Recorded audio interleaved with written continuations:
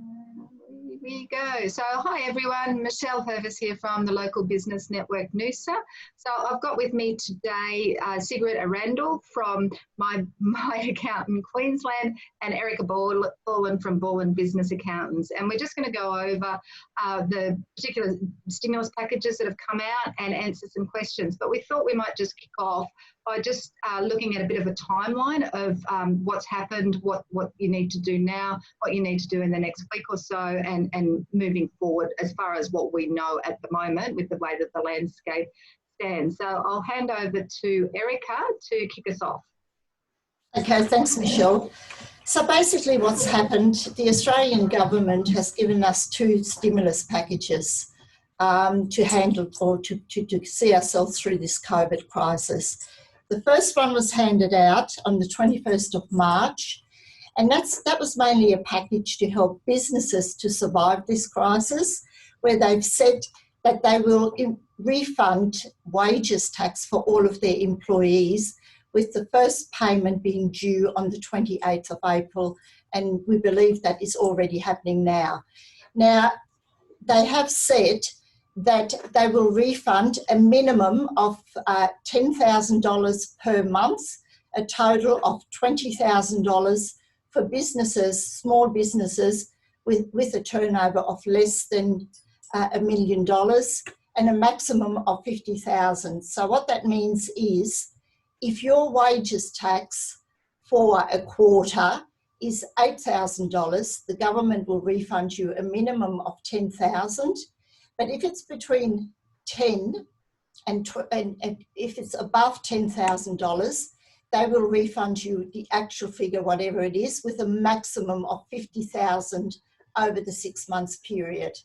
That will finish in June. As from the 1st of July 2020, that wages tax will be halved to 50%. So instead of getting 50,000, it will be halved to 25,000 for a 3 months period. That was the first stimulus. The second stimulus is the JobKeeper stimulus, which the ATO is basically paying for each employee that we have. Of course, there's a criteria. The employee has to be with you as of the 1st of March 2020, has to be a full-timer, has to be a permanent part-timer, or it can be a casual, as long as they've been with you for 12 months up to the 1st of March. So they basically have had to be with you for 12 months. And they have to be over 16 years of age. So how that works is that at the moment, every employer needs to apply for the JobKeeper application. And most employers can either do that through their tax agents, or it is preferred for employers to set up a MyGov account, and they can apply for that directly through the MyGov account. As well as that, each employer has to hand out a form to their employees, and it's an employee submission form, whereby they agree with their employer that they will take part of this JobKeeper allowance. Then once that's done, on the 4th of May, we should start to see that first round of JobKeeper of $750 per employee coming through, with being a month in arrears all the time.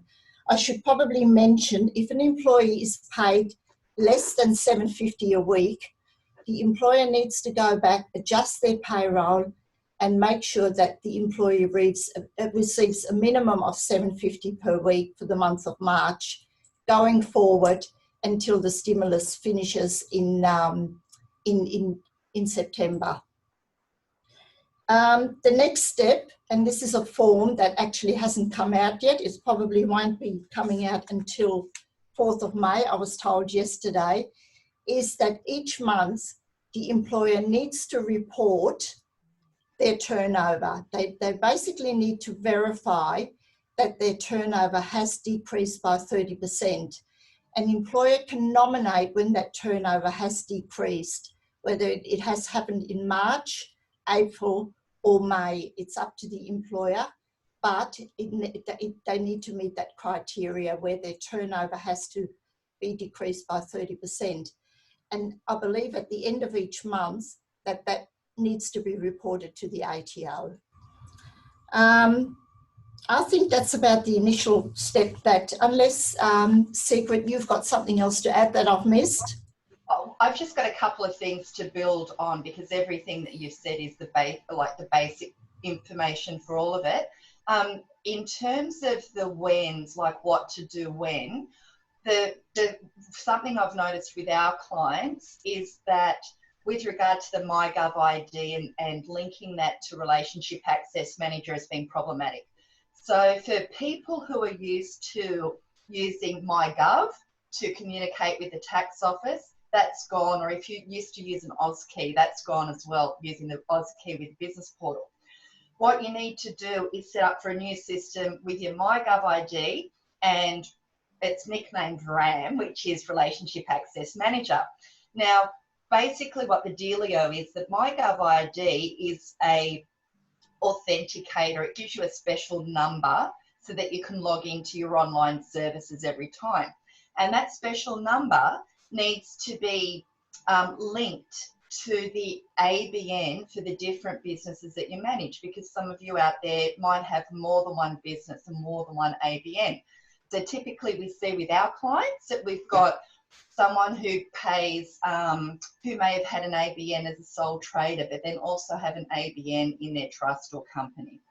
So when they're setting up their MyGov ID, they see that they can quite easily link to their ABN individually, but they can't see their trust or their company. Are you finding that, Erika? Yes, that's right. Yes. So yes. what you need to do, it's in some ways it's almost a catch-22 unless you know any different. Our clients have been contacting us, and then on the ABR register, we are able to make sure they're a contact on the ABR register.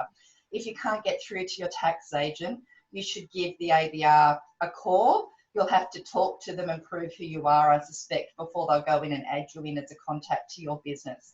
But if you're having trouble setting up that online system, that will probably be one of the reasons you might be having difficulty.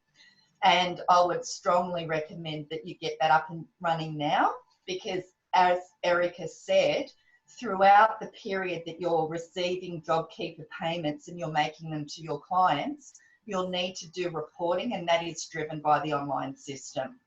The other thing that I think it's important to know is that a lot of our clients have been concerned about joining the JobKeeper, enrolling into it. Two things. If you already have employees that you've been paying through March because you have employees that you pay, so I'm not talking about business participants, if you want to be reimbursed by the government for those 2 fortnights, you need to enrol before the 26th of April, which is the last day in that second job seeker fortnight that falls within April. If you miss that, I don't know that you'll be successful in getting your JobKeeper payments reimbursed by the government. The second thing is, as Erika mentioned, you need to be paying everybody that $1,500 a fortnight. So if you enrol before the 26th with the intention of getting back or being reimbursed for the JobKeeper payments you've made for those first 2 fortnights, you must ensure that you've paid the full $3,000 per eligible employee for those 2 fortnights by the 30th of April. If you miss the boat, you won't be able to be reimbursed. Now that's only they're called a transitional provision. So because everyone's still getting the hang of how to do all the JobKeeper stuff, the ATO have said, well, we've got to give you instructions. We haven't given it to you on time. So we're okay with you paying those first two JobKeeper payments by the end of April. From then on, you must always make sure you pay your employees that $1,500 within the JobKeeper fortnight. Otherwise, you can't be reimbursed. Yes, yeah. Yeah, anything else, Erika?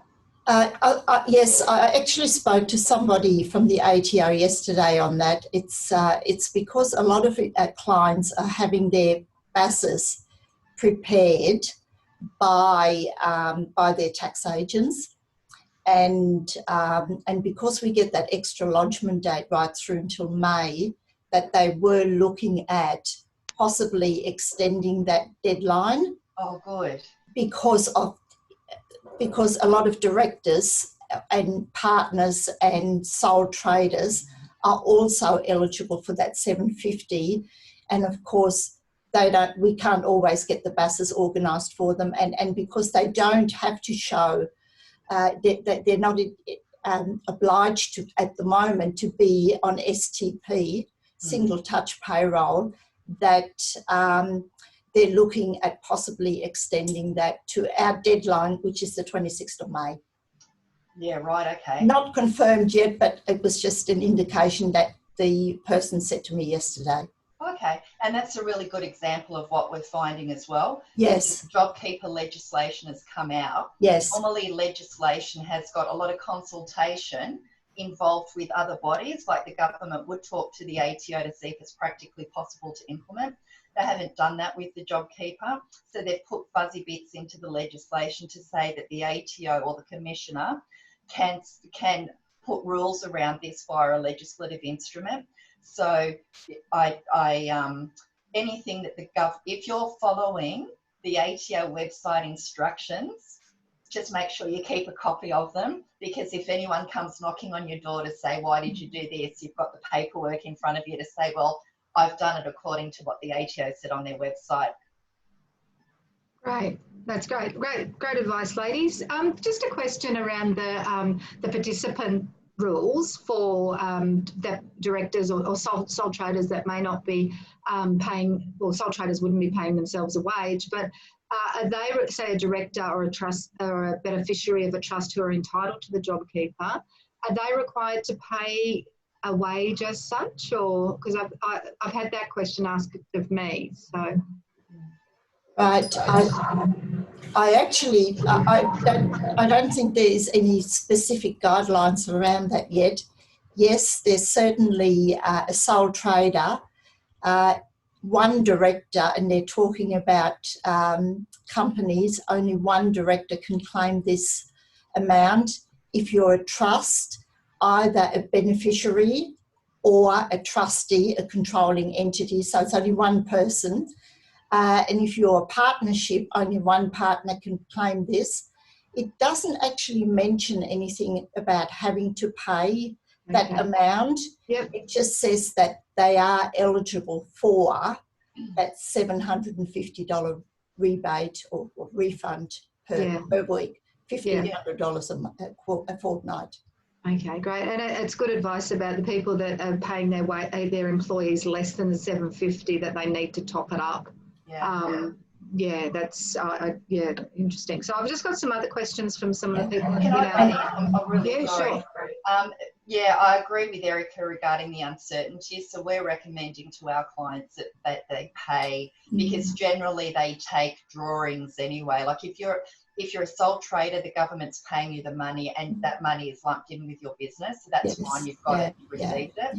If you're in a trust or a company, generally you'd be taking money out via drawings or through a loan or something like that. So the way that we read that is, provided you still, at the end of the tax year, that JobKeeper funds are included in your tax return to whoever the person is that's gotten it, you should be paying. And if I could just mention, it is taxable income, so please take that into consideration. At the end of the day, or at the end of the financial year, depending on what tax bracket you're in, you will need to pay tax on that. And is superannuation payable on the JobKeeper amounts? Not necessarily. Again, it all depends on what an employee earns. A full-timer, for example, if they're earning more than $750, they would get their normal 9.5% super. However, if it's someone who earns less than $750, if their regular rate is less than $7.50, you would pay the 9.5% super up to what they're usually being paid. And then the difference between that and the $7.50 a week is exempt from super. Oh, okay. You ladies are going to have fun working all this out. So I've got some questions here.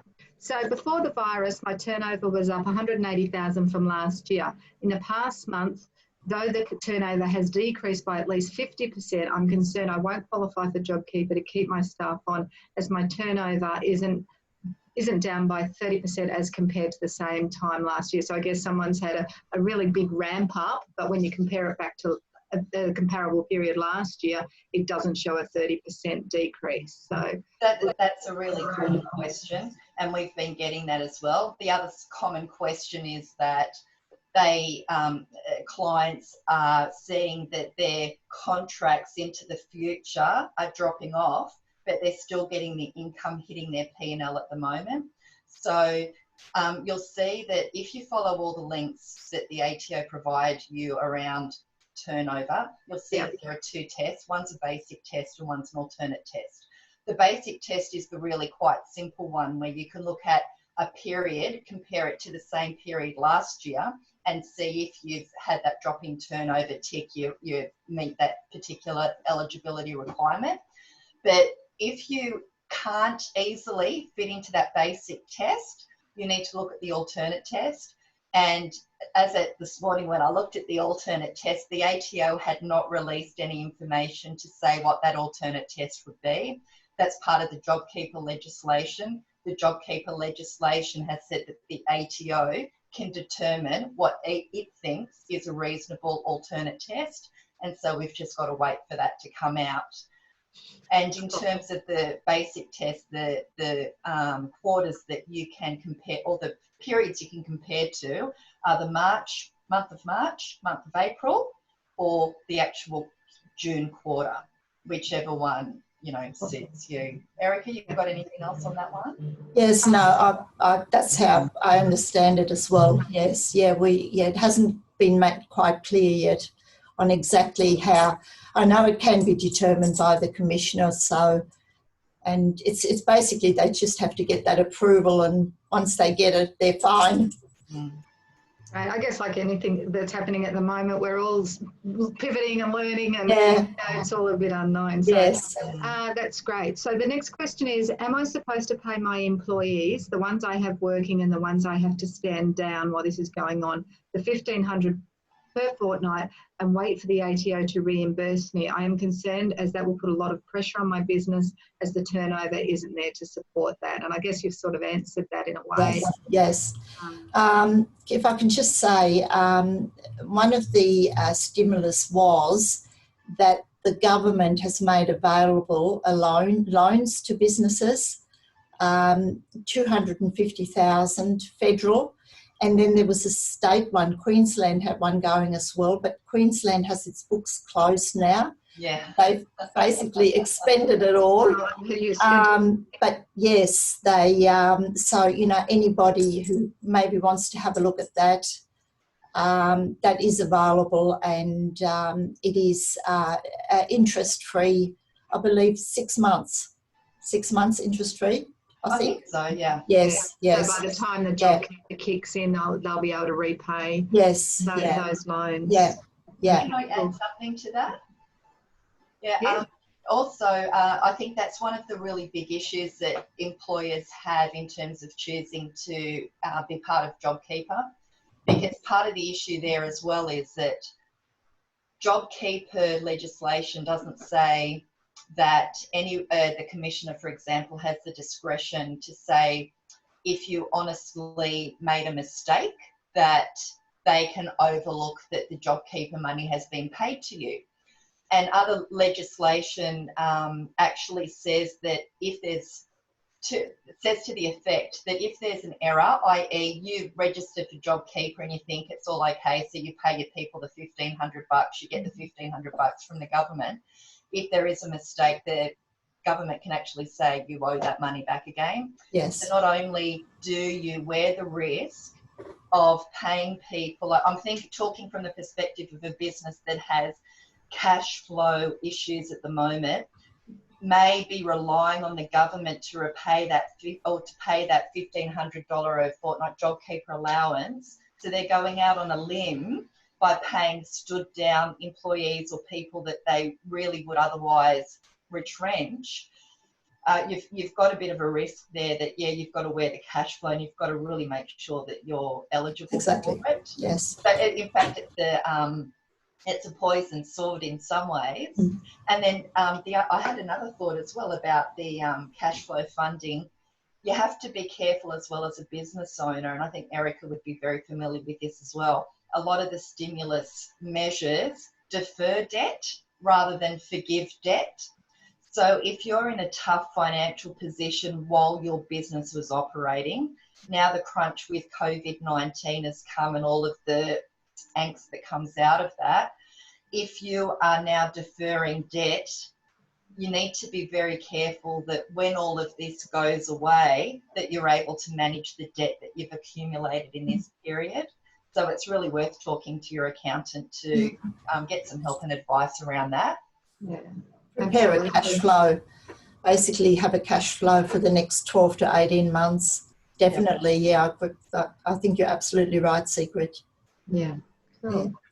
Thank you. So the next question, I think, is similar to the first one. The eligibility mentions a 30% fall in turnover compared to the same period last year. But if the business wasn't operating then or had just started operating, can we compare to another period or at least throughout the year? Good question. And I've actually got one client that has started only just this year. Again, it's to discretion. I think that they can still apply for the JobKeeper. There's really no definite guidelines as yet on how the ATO will have a look at that, whether they will have a look at income coming in earlier in the financial year and compare it if there's been a traumatic downturn of 30%, or if it's a case of a restructure, which does happen, that, you know, a sole trader might restructure to a family trust, you know, whether they might have a look at the employer's figures prior to the previous structure. There's really no certain guidelines on that as yet. Okay, all we're told it is up to the discretion of the commissioner, the ATO. Yeah. And that goes Do you back know to any more on waiting that, the Sigrid? Yeah, sorry, Erika, I was going to say, yeah, we're waiting for that alternate test guidelines to come out for that one. Yeah. Yes. That's a bit of a waiting game. I guess we just move with what we've got as we go. Yes. Yeah. So the next question is, if I'm not registered for GST, can I still claim JobKeeper? Definitely, yes. Yes, you can. Cool. That's an easy one. And then the next one is, do I need to provide details of my income each month? How does that work? And you've covered that off. That'll be available as time goes forward. Yes. So you've got your initial test to make sure that you measure it. And this is actually an important question because it leads into some big issues or bigger issues. Yes, you only have to have that turnover fall at the front at the very beginning to do your enrolment. But when you read the legislation, there's actually a fair bit of documentation that needs to be kept and provided to the person that you're paying and your calculations and stuff. And looking at the ATO website yesterday, I could see that some of the paperwork is there. Not all the paperwork is clear yet. One of them is that monthly declaration. So we know from the legislation and from the information that's available on the ATO webpage that employers will have to report at least once a month, and they're going to have to say things like, yeah, my turnover is this, that I've got these eligible employees and no one has dropped off as an eligible employee. Say, for example, they handed in their resignation, but you've also got reporting on a fortnightly basis and you've got to keep that paperwork. So that you actually need to be very careful that you remain eligible for the JobKeeper reimbursement in every single JobKeeper fortnight. Erika? Yes. And probably, they did actually initially mention that you would only have to qualify for one period. That sort of puts us in doubt because of this having to report monthly, as you said. So, watch this space. Yeah. Wait and see. So a bit of a moving of the goalposts. Yes. Yes, it's not great when people are already a little bit uneasy. No, exactly. And my last question was one that I got asked yesterday was, can I ask my employees to do different things to their usual tasks in order to keep them occupied? And what if they complain about that? So if you've got a situation where somebody does certain things and then they're asked to do, so they might be in hospitality or whatever, and then they're asked to do cleaning, or the business might have another arm to it. So can you within the law ask them to do those other tasks? Yes, I believe you can, as long as they're not disadvantaged. Part of the stimulus actually is that the ATO, there is a communication going on now with fair trade, I believe, and as long as the employee, I mean, it's all about communication as well. And as long as the employee is not disadvantaged of having to travel further to their place of business, or, they can work from home doing similar things, or I believe, yes, as long as it's clear between employee and employer that is allowed. I believe that's what I've been, it's basically, I've got for my body, I received this morning.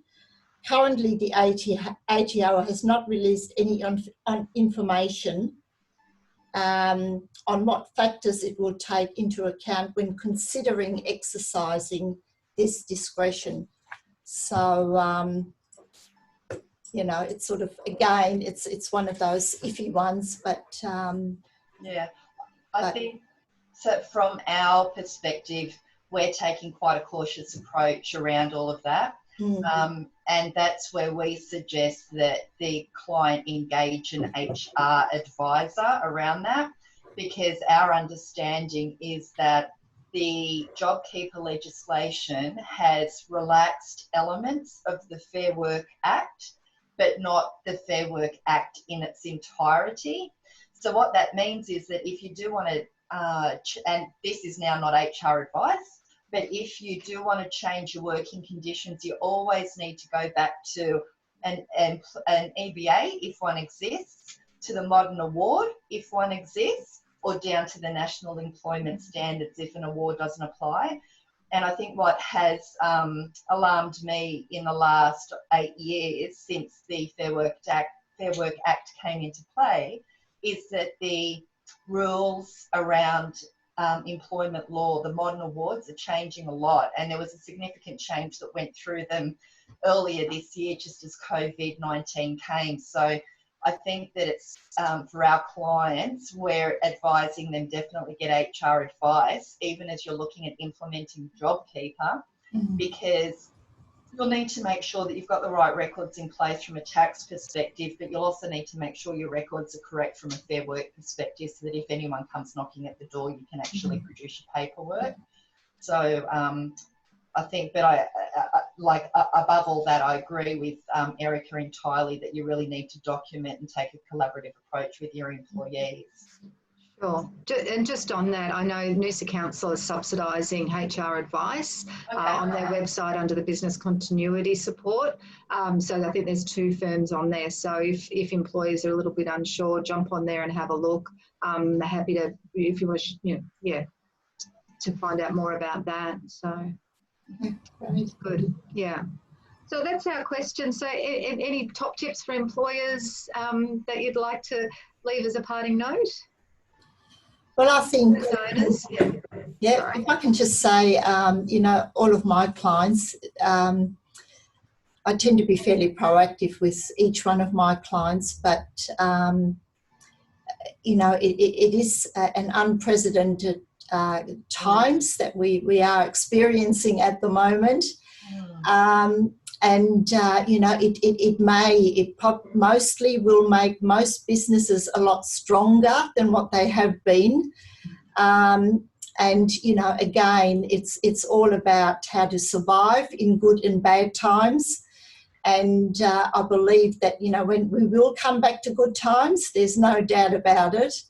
It's just sort of, you know, see your professional advisor, your accountant, whatever, and have a look at that cash flow, and you know, take steps or take lessons from what's happening now. So if anything ever happens again like this, you can ride through it. Yeah, you're in a better position. Yeah, come out of it stronger. It's the smart things that we do now that will put us in, you know, to help us ride the curve upwards. So anything else to add, Sigrid? I think I just say that make sure you do ask for help, because